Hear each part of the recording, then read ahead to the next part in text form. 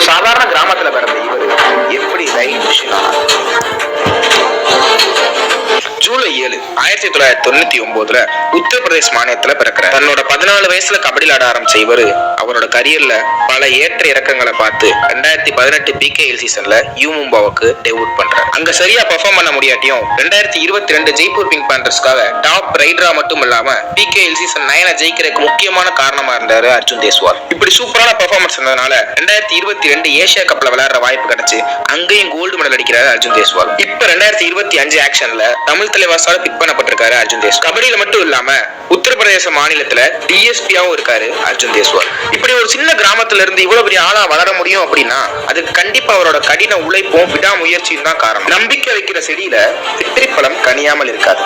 இதற்கு எடுத்துக்காட்டு அர்ஜுன் தேஸ்வால்.